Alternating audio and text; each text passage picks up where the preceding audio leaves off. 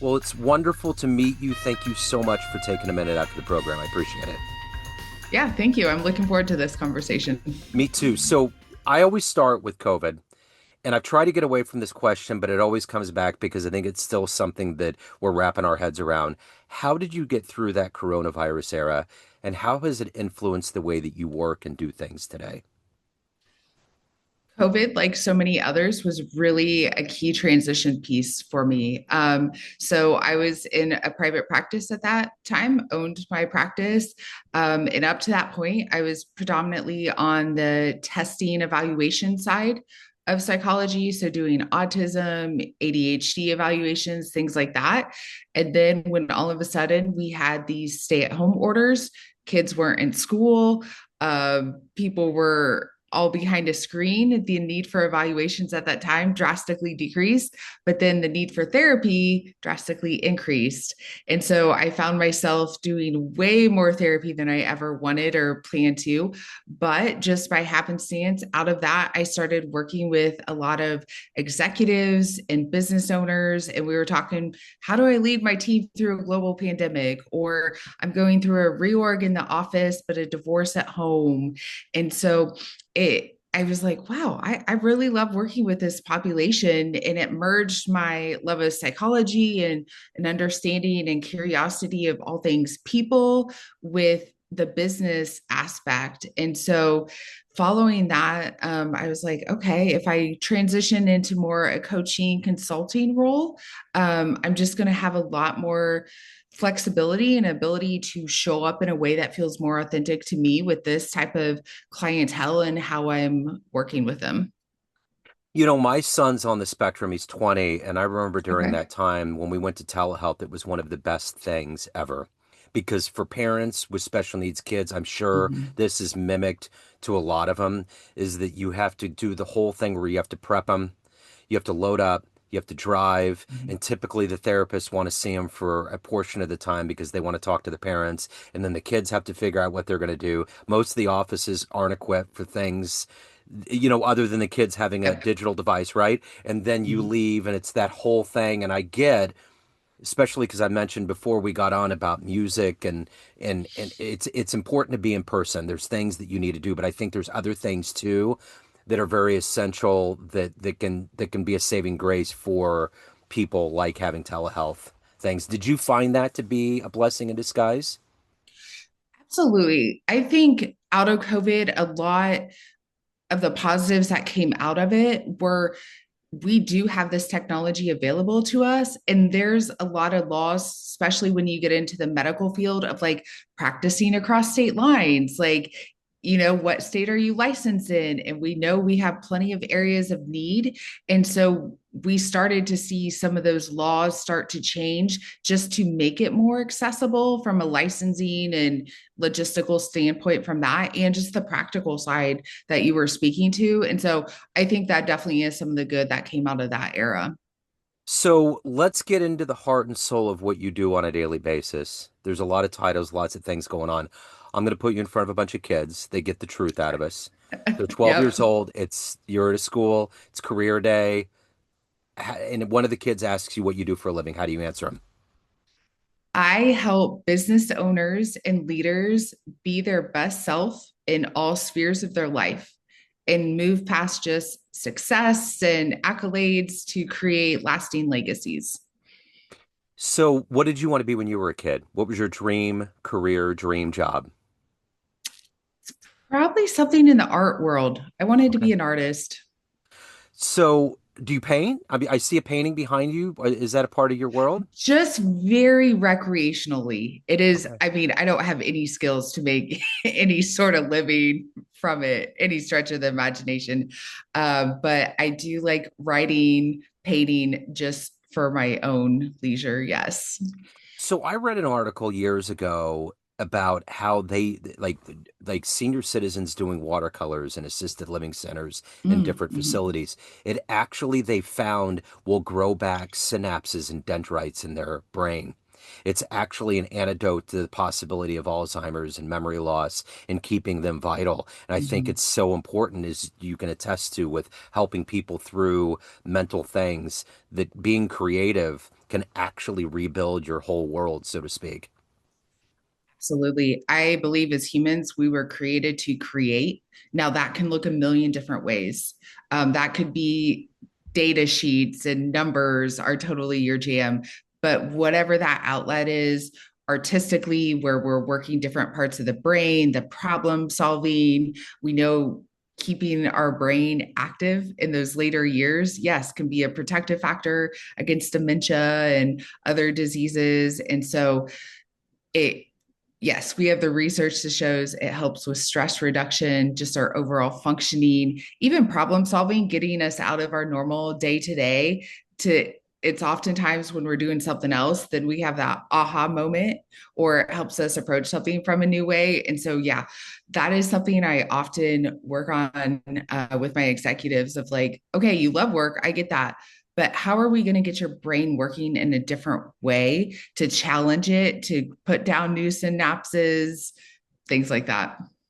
So let's figure out how we got to this point here in your life. Take me back to your beginnings and what were the foundational elements that were planted into you that have allowed you to help people get to a better place, to have that empathy and to open up to help people as a part of your profession. How did this happen? So I grew up in the cornfields of Indiana. Um, very much was raised with, get take the safe career path, get the pension, get the benefits, all of that. Don't take too much risk, focus on that. But I was just always a very curious kid. I was curious about the rest of the world. I was curious about people. I had a lot of great librarians in my life. They're the ones who would pull the books for me and have the stacks behind their desks that I could go check out. Or I was also the kid, the nerdy one, reading like the encyclopedias. So this was like in the 90s. So before like internet took over everything, just because I wanted to know what was out there in the rest of the world. And so I was not one who had my career path all planned out. It was kind of degree to degree, like, oops, well, that didn't work. Or, okay, I think I want this path. Let's go here. But kind of psychology then fed all of those needs, so to speak, of just getting curious about understanding people and also being in a service helping role as well. I remember I believe it was either early high school or junior high, in psychology class, they would tell us about these psychological principles, like why phone numbers are either seven, they're at least seven, but no more than 11. And there was these little Mm-hmm. things that just absolutely stuck with me and I thought was fascinating about how our brains work. What was one of the early revelations that you found when you were studying psychology that just blew you away?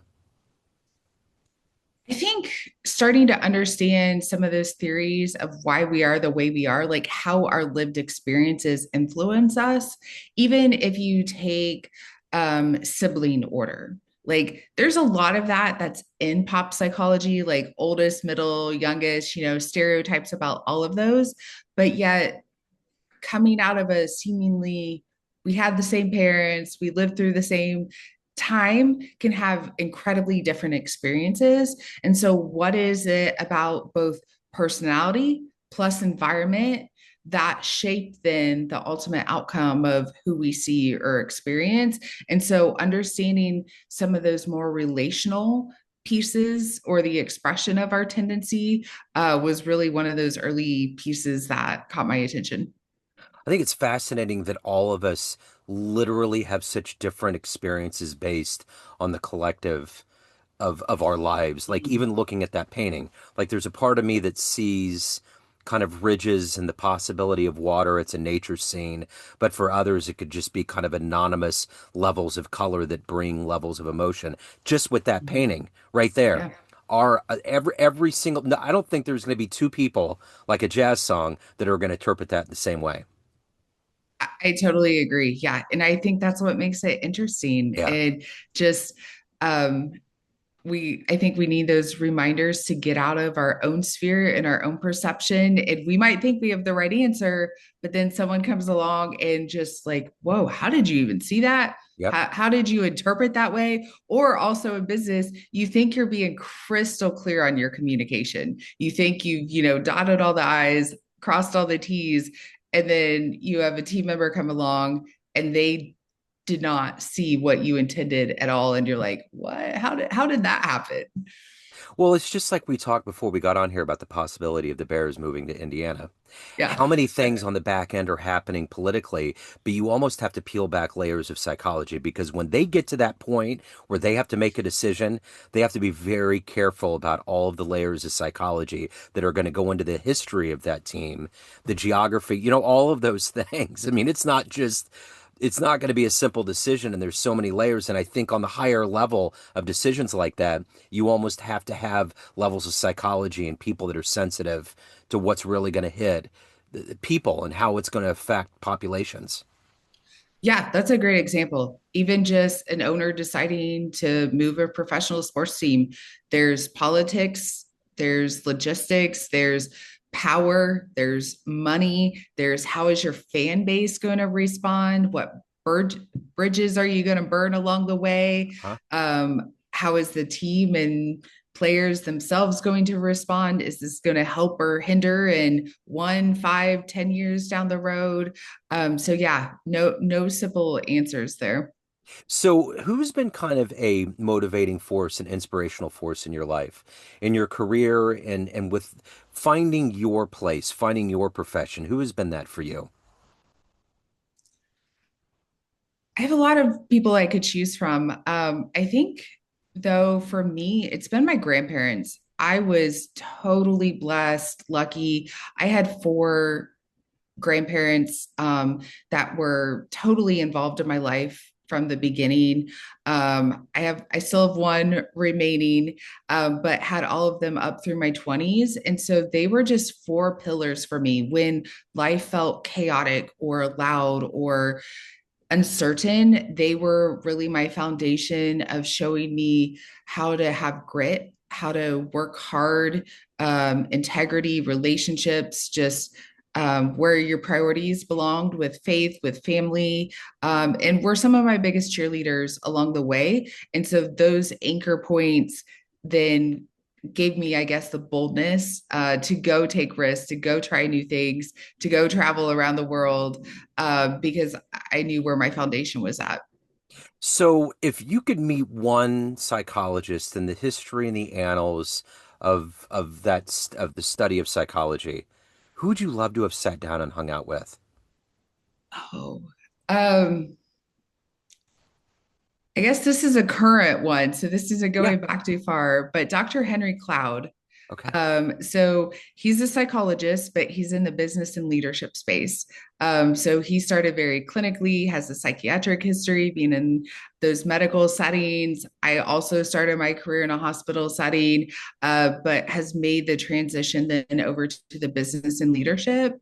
And so would love to just pick his brain, ask so many questions about that. And I think as a business owner myself, what I really came to appreciate and love business was when it became more than just, oh, this is a practical income stream, but everything it does for you as an entrepreneur of using your resources, your skills, setting your schedules, really creating your entire life in a way that's service minded or that brings up those around you was when I kind of really got the buy-in of okay, I'm loving business. So in the realm of leadership, we see a lot of different examples in sport and business. I mean, from John Wooden to your Steve Jobs, people along those Mm-hmm. lines. I mean, I even remember when I was a kid, politically, no matter where you are politically, Ronald Reagan as a kid would always calm me down with speeches. There was always this level of him that knew how to deliver and had that empathy. Who in your life has been an example of leadership that you've always either had consciously or subconsciously in your arsenal to help others get to that point?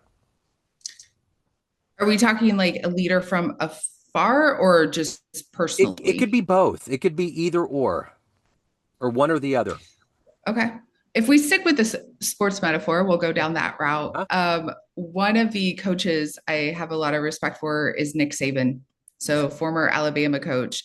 And one of the key reasons of this is why is because he is very vocal about a significant shift that came in his coaching. And it was before he got to Alabama, it was like the late 90s. I think those were in his LSU days. And up to that point, he had been so outcome focused, just the wins. What is the win percentage? And up to that point, he was doing well. He was climbing through the ranks, doing well. But he had sought out counsel with like a coach, a mentor, or even a psychologist, and said, okay, how do I like go to this next level? How do I get the best truly out of my teams? And when he made this significant shift of starting to look at like player development, like I am entrusted with these young men, like how do I set them up for success, not just on the football field, but in life, and took on like that responsibility, that bigger vision, that bigger mission outside of just wins and losses. That's when things really started to take off. And he's just so vocal about, yeah, I didn't have it figured out at the beginning. And so I think that shift for all of us of how we're leading or in business, we can get so tied up in what's, top line revenue, what's our bottom line, a numbers game like that. But when we shift to the mission or the vision or actually developing our team or that responsibility to employees, that's when the magic, so to speak, starts to happen, or we can be even that much more successful. So in your line of business, you have to kind of get into the minds of people, and there's a lot of dirt that can accumulate over time. So how do you protect yourself? How do you keep yourself focused and positive to help your clients, but also nurture and take care of your soul at the same time? What is that energy when that alarm clock goes off in the morning?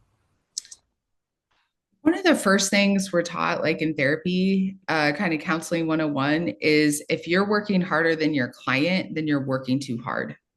And so that's just kind of that reminder of, yeah, we can show up, do our best, bring all the skills, even seemingly know the answers or have a direction.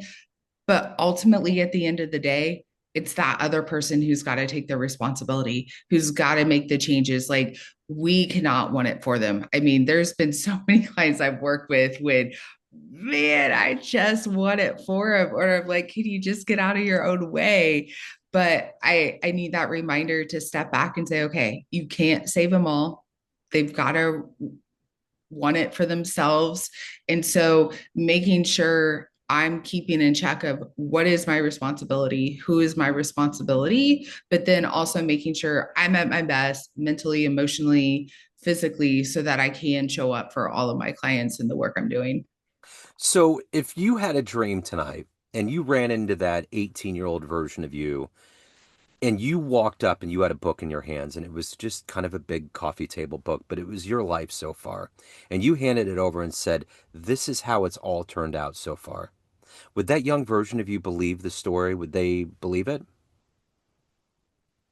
Oh no, she would be like, what? We're doing what? When? Huh? That's not safe. That's too much risk. Like, what are you doing? What? You don't want to go get a doctorate. No, she at 18, I would say none of this was on my Bico card. Yeah. So would you give your young version advice? I would tell her to just breathe a little more, just relax and enjoy the ride a little more. Don't try and have it all figured out. Um, that, yeah, it was going to be okay. So let me ask you this. Being in this line of work, it can be a serious world. If you were to walk into a room of everybody that you've worked with, all of your clients, everyone that knows you throughout the years in a business sense, and you go to a podium in that room and you could tell them one fun story about you, maybe the best game you ever witnessed, first concert you went to, maybe you jumped out of an airplane, maybe you outran a bear. What would be a fun story that you would tell that room that would humanize you a little bit to that group? Um, there was one time my sister and I had gone to Ireland. I'd been there before.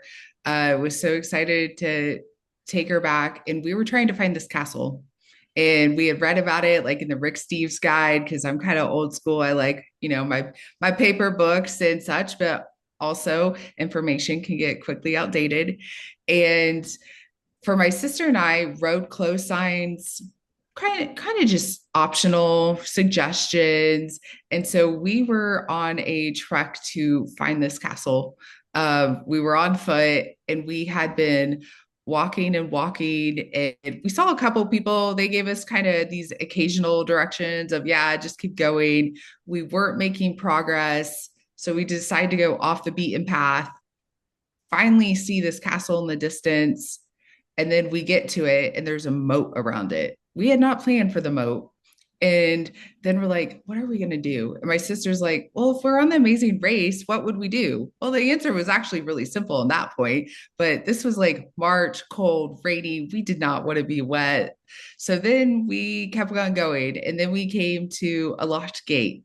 And then we're like, what do we do now? And so my sister, being a competitive cheerleader, is like, put me up in a elevator so I can see it. Well, it turned out to be a labyrinth. So getting in that locked gate was not going to do much for us. Oh And no. so we kept going. And so it was kind of this journey of just going and going. And are we going to get there? And are we not? And we never made it to the castle that day, Wow. but we had a lot of adventures along the way. There were a few other mishaps in there as well, but eventually we're like, okay, well, we tried. And that kind of sums it up. Yeah. Sometimes you just got to keep going. Sometimes you don't make it to the final destination, but if you just take it in stride and have some fun along the way, you're going to make some really great memories too. That's a great story. So I got a Rick Steves story for you. Okay. So I went to Europe during 2001, did all Okay. the studying of the guides, landed in Paris on the 4th of September. I ended up being in the back of a water taxi on the morning of September 11th, 2001. Ooh. So I had to figure out my way home. My flight from Paris to Kansas City evaporated. So the Yeah. race was on. So I went to Cinque Terre, which is the poor man's Riviera. And it's this old hippie commune in Italy, and it's amazing. So I get there. I mean, of course, as an American, all the shock and awe. My Yeah. dad's from New York, telling me that towers are falling in my ear on a payphone Mm. because it was before cell phones. Anyways, I'm walking up the hill in Vernazza, and Rick Steves is standing there on the 12th of September. He's got a film crew and he's filming in Vernazza, and I'm just like, there's no way. Like, I just got all of his guides. I've watched him for years on PBS. He's standing right here while the world's melting away. Rick Steves in front of me. Anyway, it was wild. And I reached out to Wow. his people afterwards and I thought, Yeah. can I just interview you about what you went through, how you got home? Because I have a Yeah. story. Anyway, it was wild. But to see him during that time provided such a level of comfort. And I wanted to let him Mm. know that because I Mm. felt like with everything at that point in the world being completely fragmented, I was like, Rick Steves is with me. He's here. Everything's fine, you know? Oh, So I love that. it I was love cool. that Yeah, story. it was fun. So let me ask you this. Of everything that you've done in your life, everything you've accomplished, gone through, evolved to, what are you the proudest of?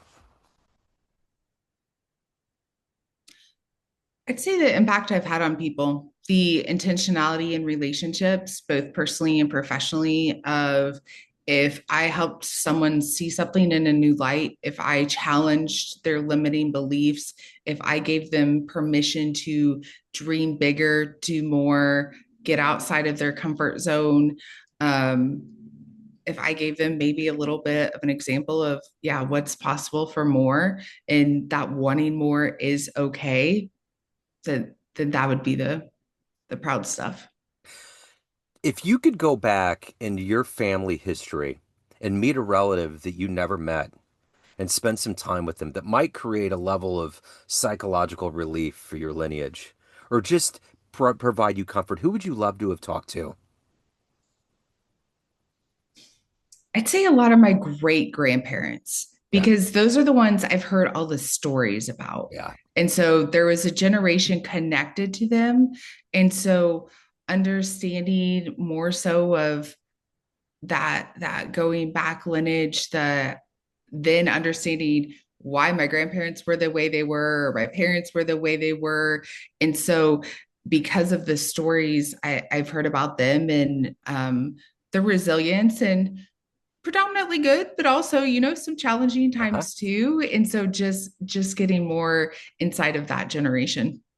So everyone has a perception of you, family, friends, clients, colleagues, everyone you Yeah. know, but you run the show. What's your perception of you? Who do you think you are? Someone who's filled with grit, who's overcome a lot, who's been brave enough to challenge that status quo, even when I don't have all the answers, but trusting myself that, hey, we'll figure it out. And Yeah, even recently, ships were burned. And so we're still kind of in the we'll figure it out because that's the only option, but someone with a lot of perseverance as well. So if anybody has questions, they want to reach out, they want to hire you, any of the good business, where do they go? They can head to drlanijones.com. They can get in touch with me there. I have the first steps into the final 1%, which is my framework to transform that success into architecting a lasting legacy, or on LinkedIn too. I'm over there hanging out as well. I love it. I will put all of this in the show notes. Dr. Jones, thank you so much. Thank you for your time. Thank you for your story. Have a wonderful holiday season. Thanks for this great conversation. The same to you. Yes, thank you.